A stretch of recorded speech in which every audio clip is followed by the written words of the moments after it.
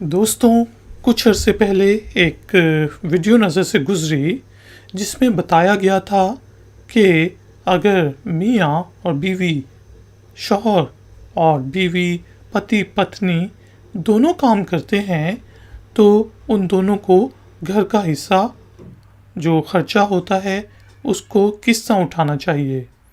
उसमें सिंपल सा एक फार्मूला प्रेजेंट किया गया कि लेट सपोज अगर मियाँ जो है 70,000 रुपये कमाता है, बीवी 30,000 रुपये कमाती है, तो टोटल उनकी इनकम है 1 लाख रुपए। अब अगर घर का जो खर्चा है वो 50,000 है महाना, तो क्या मियाँ को भी 25,000 देने चाहिए और बीवी को भी 25,000 देने चाहिए, या फिर उनको इस तरह पोर्शन को डिवाइड करना चाहिए कि अगर मियाँ 70% ऑफ द पे कमाता है तो उसको 50,000 का 70% यानी कि 35,000 देना चाहिए, और बीवी क्योंकि 30,000 कमाती है लाख रुपए में से तो उसे 30% 50,000 का जो कि 15,000 बनता है वो देना चाहिए। आइडिया तो अच्छा है कि इसी तरह करना चाहिए, लेकिन इसके साथ साथ हमें और भी फैक्टर्स देखने की ज़रूरत होती है। हर घर का जो सिस्टम होता है वो एक जैसा नहीं होता, तो उसमें काफ़ी चीज़ें आप देखें। ये नहीं है कि आप सिर्फ मैथमेटिक्स का एक ही फार्मूला लेके आर्चे को डिवाइड करें और जो बंदा है या बंदी है वो खुश हो और दूसरा बंदा या बंदी नाराज़ रहे। उसके लिए आपने डिफरेंट साथ साथ फैक्टर्स को भी देखना है कि लेट सपोज गाड़ी लीज पे है तो वो गाड़ी ज़्यादा कौन यूज़ करता है।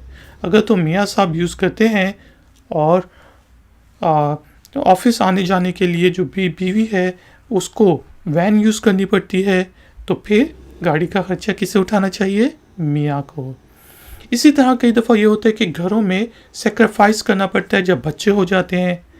लेट सपोज एक खातून है, वो अपनी जॉब हाफ कर लेती है, पढ़ाना शुरू कर देती है असली जॉब छोड़ के, तो उस सूरत में क्या होना चाहिए? क्योंकि पहले वो फुल टाइम जॉब कर रही थी तो 50,000 कमाती थी, अब वो बच्चों की वजह से हाफ टाइम टीचिंग कर रही है और 30,000 रुपीज़ कमाती है।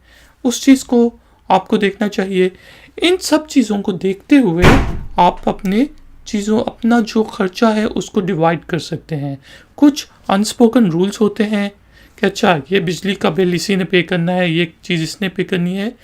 तो ये चीज़ है कि आप फार्मूला ज़रूर देखें, लेकिन उसके साथ साथ इन फैक्टर्स को भी देखें कि अच्छा यार घर में जो है कहीं सास ससुर तो साथ नहीं रह रहे, उनका खर्चा क्या बीवी को उठाना चाहिए, या फिर इसी तरह और भी बाकी जो खर्चे होते हैं उन चीज़ों को आप सिचुएशन वाइज डिवाइड कर सकते हैं, बजाय इसके कि एक फार्मूला को पकड़ें और उसको 30-70% रूल को यूज़ करते हुए आप जो है एक बंदा खुश हो जाए और दूसरा बंदा नाखुश हो जाए।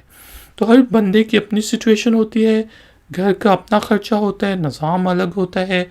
आप देखें कि कौन सी चीज़ कौन ज़्यादा यूज़ करता है, उस लिहाज से आप लोग खर्चे डिवाइड कर सकते हैं। कोई भी क्वेश्चन हो तो आप नीचे दिए गए कमेंट्स बॉक्स में मुझसे पूछ सकते हैं। मिलेंगे एक और नए ट्यूटोरियल में। Until then, take care, keep learning, keep enjoying. Good day.